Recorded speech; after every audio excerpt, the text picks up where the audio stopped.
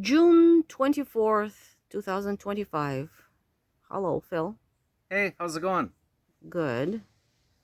I heard today is a special occasion for you. Yeah, today this video is video number 500. This is the 500th video. 500. Unbelievable. So, how long did it take you to make 500? Well, I started making them as soon as I moved here to Russia, which was back in May of 2022. So just over 3 years. So, what do you think so far? Uh, it's great. I have no problems here. I've adjusted very well. Uh, I have a job. I teach English. We're sitting right now at our dacha. So we purchased the dacha in July of 2022, and we've been slowly fixing it up, making it into our own liking. I live with my two sons, Ivan and Andrei, and my wife Victoria. And my mother-in-law, my wife's mother, lives 3 blocks away from us. So we're always together. So, what's it like to live in Khabarovsk? It's great.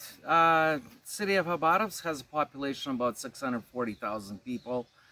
It's got the big city feel to it. Plus, it's small enough you don't get lost driving around the city. It's got shopping malls, good restaurants, good schools. And it's located on a confluence of two rivers. The Ussuri River, which is a very big river, like the Columbia River in British Columbia in my hometown. And then you have another river called the Ussuri River, and they come together right in Khabarovsk. And what were you expecting before you moved to Russia? Well, when I moved out here to Russia, I already knew what I was getting into. So the first time that I visited Khabarovsk was back in June and July of 2005. So it was about 20 years ago.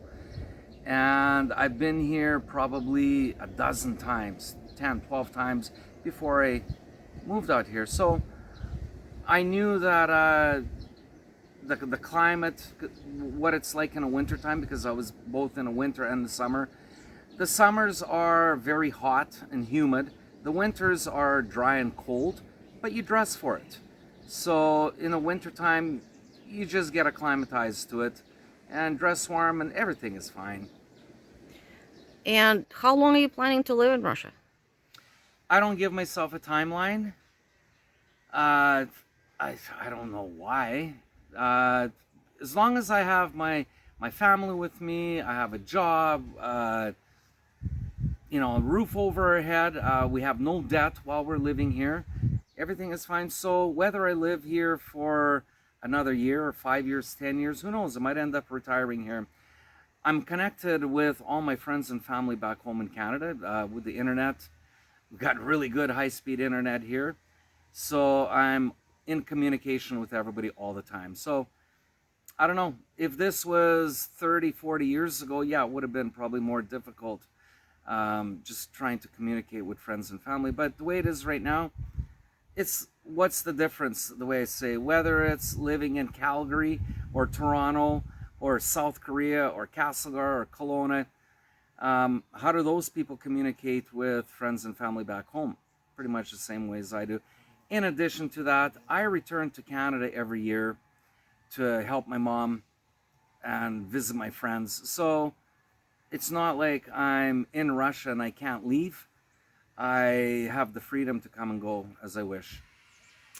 So when you came here, you came on a family visa, and then you did your temporary residency permission, and now what's your status? I have permanent residency, which means that now I don't have to renew my status every couple of years. How And does it feel? feels great. Basically, from what I understand, is I have all the rights like any other Russian citizen, except I can't vote, which it really doesn't bother me. Was it hard for you to get all those? permissions and residencies? No, it was not hard, but you have to jump through a lot of hoops. We'd have to go to one government agency, and then you'd have to fill out some documents. They send it away, and then a few months goes by, and then you would have to do another agency, and it took a long time. It's not hard. It's just that if somebody's going to go and do the same thing what I'm doing, you got to give yourself a lot of time and be very patient. But yeah, it's not hard. I did have to take a test. That was when I had the 3 year status, which I didn't even know. So when we came into the office and they said, "Oh, you got to take a test," I was like, "What?" What kind of test? There was a speaking test. They'd show a piece of paper with some pictures on it, and they'd say, "Okay, we want you to talk for a minute about what you see in the pictures." And then I had to say in Russian, for example, it's a train station platform.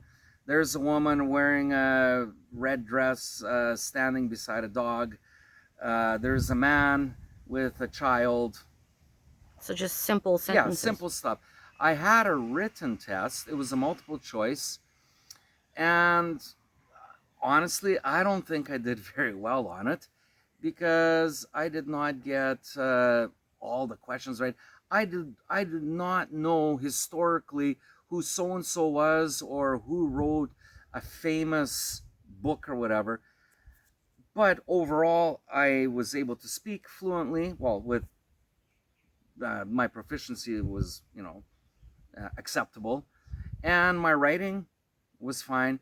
The multiple choice, I think if I got a lower score on it, overall it balanced out and I passed and I got it. Was it hard to get adjusted to Russian food? Is it very different from what you had in Canada? Yes and no. First of all, I am ethnic Russian. Third generation born and raised in Canada, so I grew up in a Russian family. Uh, so eating Russian food like borscht and blины, vareniki, all the Russian food, I grew up eating it. Yes, it's a little bit different in Canada than it is here in Russia. I don't eat Russian food every day. Um, we'll have fried potatoes. We'll have some sort of a soup that my wife will make. So, uh, getting adjusted to eating in Russia, if anybody thinks, oh, people in Russia are only going to eat Russian food, I say no, no, no. Uh, in terms of restaurants, you can go around the city, you can find Italian restaurants, you can find Chinese, Japanese, Korean, Uzbek, Georgian. So there's a variety. Plus, there's the Western fast food. There's McDonald's, which is вкусная точка. There's KFC, which is Rostix. There's Burger King. There are pizza places. So there's everything is out there. What language do you mostly speak in Russia? Well, as an English teacher, I speak English. In our family, we have basically two or sometimes three languages going on in the house. The way we have it set up, and it was right from the very beginning, I speak with my wife mostly in English, probably 90% in English. My wife speaks to our sons in Russian, and they respond back in Russian. I speak to my sons in English, and they respond in English, even though they know that my wife and I can speak either language, but we've got them conditioned to that's the way they respond. As for our sons, what language do they use amongst each other? Mostly it is English, but sometimes they go Russian and sometimes they use Korean. And that's because even though they were born in Russia, we lived in South Korea, or I lived for 18 years. My wife lived for 15. And the kids, Vanya was 12 years old and Andrusha was 10 years old. So living for 10 and 12 years in South Korea, they were able to get a good grasp of the Korean language. So they even speak Korean. Have you traveled around Russia a lot? Yes and no. Where we live in the Russian Far East, it's not like Western Russia where you have major cities that are much closer together and you could be an hour away from another big city. In the Russian Far East, everything is all spread out. So, for example, Vladivostok is located southeast of us. It's about 750 kilometers away. So, you can go there by car, which takes about 8 hours. You can take a train, which takes 12 hours, or you can fly, which takes an hour. The next big city, let's say to the north of us, Komsomolsk, it's about 5 to 5.5 hours by car, or yeah, you could take a bus. I don't know. Never really thought about taking a bus when we have a vehicle. And going west, there's a city called Birobidzhan, which is about an hour and a half away west of us. Is that And like Jewish Autonomous Republic or something? that's right. We are right next to what's called the Jewish Autonomous Region. Um, it's semi independent. And uh, from what I understand, it's bigger than Israel. Have you been there? Yeah, yeah, I've been there two times. What's in there? Small town. Well, I don't know, small town. It's probably about 100,000 people. Um, I've seen a few synagogues. Even some of the fences, they have those candle holder kind of design. But did I see people with like the little Jewish caps or with the twisty side hair? No, I don't see that. They just dress normal. Are you planning to go anywhere in Russia? Yes, I'm looking forward to a road trip somewhere west, but I don't want to let the cat out of the bag. So, actually, if you can pan over to our SUV. So, we purchased this SUV last December. And what we decided to do is go on a road trip. So, this is probably going to be one of the last road trips where all four of us, Ivan, Andrei, Victoria, and Phil, will go together because as the boys are getting older, they're going to be going to college or they're going to have girlfriends or jobs and they're not going to want to. So this year, we decided we're going to go on a road trip. It's going to be somewhere west. You guys are just going to have to stay tuned and find out where actually we'll end up going. I've heard that lots of people have been asking you for some advice about coming to Russia. What's the number one advice? What do you think?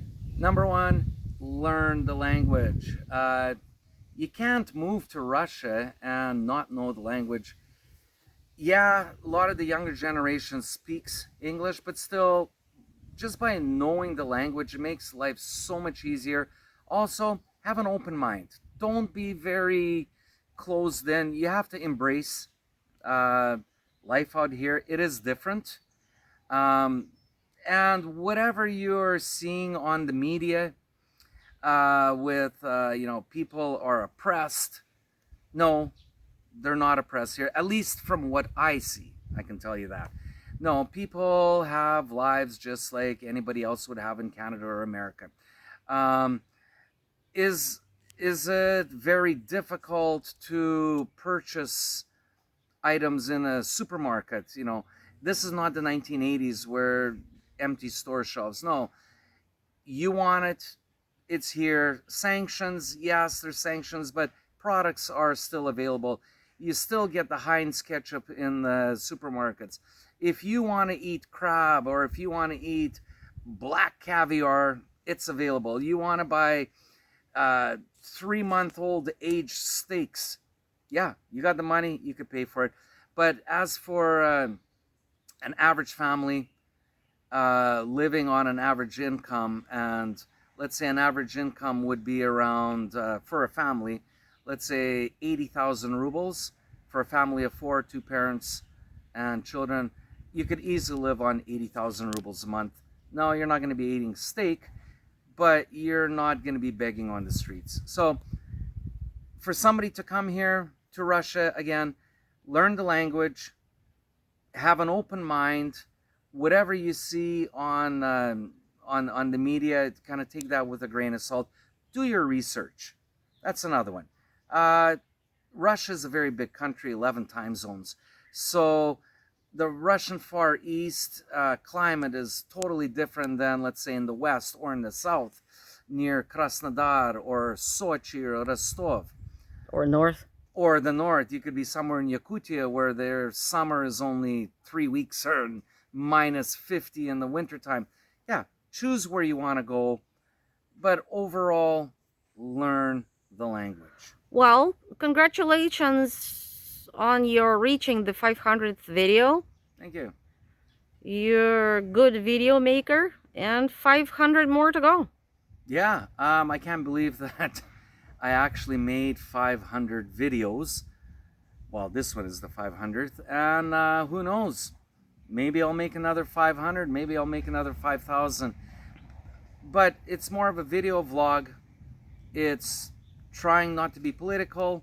It's just to show what life is like in the Russian Far East through the eyes of a Canadian. That's why the channel is called Canadian Living in Russia. So if you enjoyed this video, smash the like button, leave a comment. If you're not a subscriber, it's free, it doesn't cost anything. If you have any other questions that you would like answered, write in the comments down below. I couldn't think of everything, to answer, or what Victoria would have asked. So write it down. I will respond. Maybe we'll make another video just answering your guys' questions. Maybe that's what we'll do. If I get enough questions, I'll answer them all in one video. All right, take care. Like I always say, Пока-пока. пока-пока.